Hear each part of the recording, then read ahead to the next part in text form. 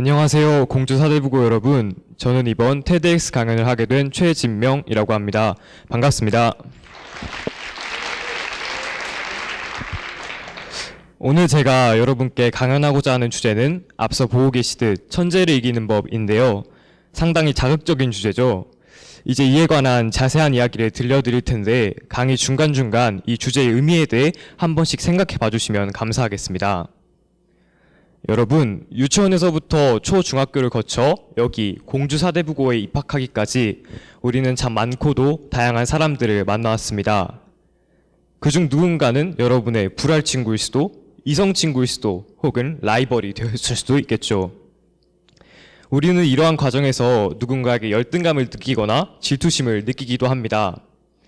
이러한 감정은 우리가 삶을 살아가는 데 있어 많은 정신적 괴로움을 동반하는데요. 그렇다면 이 열등감의 근원은 무엇이고 질투와의 정확한 차이는 무엇일까요? 국어사전에서는 열등감을 자기를 남보다 낮거나 무가치한 인간으로 낮추어 평가하는 감정이라고 정의하고 있습니다. 반면 질투의 경우 다른 사람이 잘 되거나 좋은 처지에 있는 것 따위를 공연히 미워하고 깎아내리려 함이라고 정의하고 있죠. 사전적 정의만 들어도 알 수 있듯 둘은 상당히 비슷해 보이지만 알고 보면 상당히 다른 개념입니다. 질투는 타인에 대한 부정적인 인식인 반면 열등감은 본인에 대한 부정적인 인식이죠. 이 말의 속뜻을 풀이해보자면 질투는 타인을 내 맘대로 바꿔놓지 못하기에 이기기 힘든 감정이지만 열등감의 경우 나를 바꾸고 가꿔 나간다면 이길 수 있을지도 모르는 감정이라는 뜻입니다. 열등감에 대해 잠깐 맛보기로 알아보았는데요. 이제 다시 제목으로 돌아와 천재에 관한 이야기를 해보도록 하겠습니다. 여러분이 생각하는 천재를 마음속에 한 명 떠올려주세요.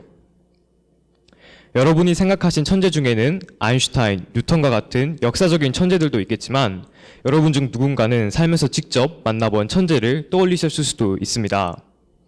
자, 이제 여러분 살면서 직접 만나보았던 천재를 한 명 떠올려주세요. 여러분이 이번에 떠올리신 천재 중에는 중학교나 학원에서 만난 천재들일 수도 있겠지만 아마 그 대상 중 대부분은 공주사대부고의 학생들 중 한 명일 것이라 생각합니다. 나보다 열심히 하지도 않고 자습 시간에 떠들고 심자도 오지 않는 것 같은데 모의고사는 1등급, 심지어 내신도 나보다 높습니다. 똑같이 노력을 해도 성적은 그 친구가 훨씬 높죠.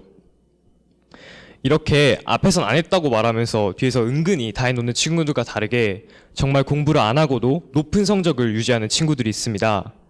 우린 이러한 친구들을 보며 물리킹, 재능충과 같은 말로 부르곤 하죠.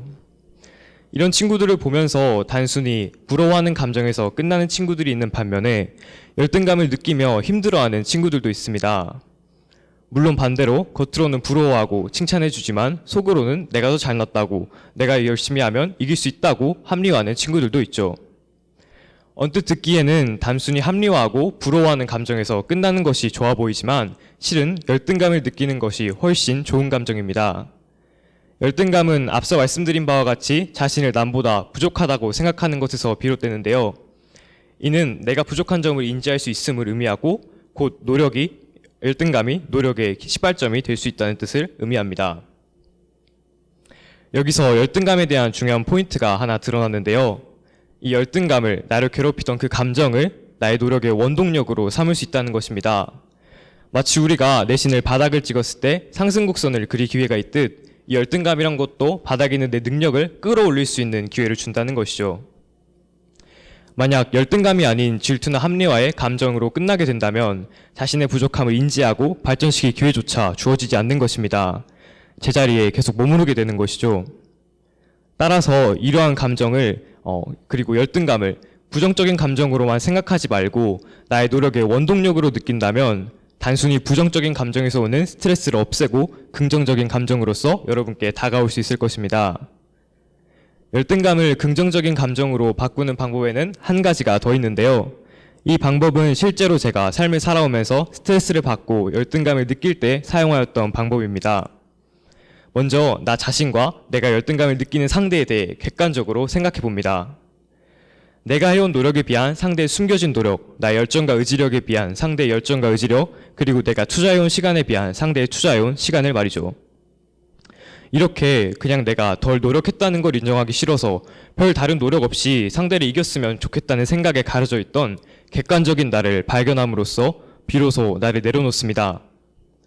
다만 앞서 말씀드린 모든 것들을 비교해 보았음에도 내가 상대보다 더 많은 시간과 노력을 투자했던 것으로 느껴진다면 힘들고 어려운 일이겠지만 나의 선천적인 재능이 부족함을 인정하고 내려놓아야 합니다.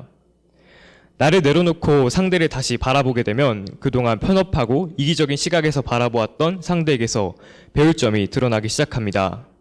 이는 상대의 열정이 될 수도 긍정적인 자세가 될 수도 있겠죠.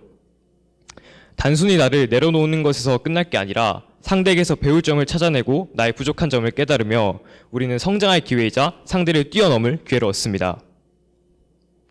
물론 이 모든 과정을 해내기까지 많은 시간이 걸릴 수도 혹은 시도 자체가 두려울 수도 있습니다. 그러나 가장 중요한 것은 이를 해내기까지에 걸린 시간이 아니라 열등감에 가려져 있던 나를 내려놓고 발견해내고자 하는 것입니다.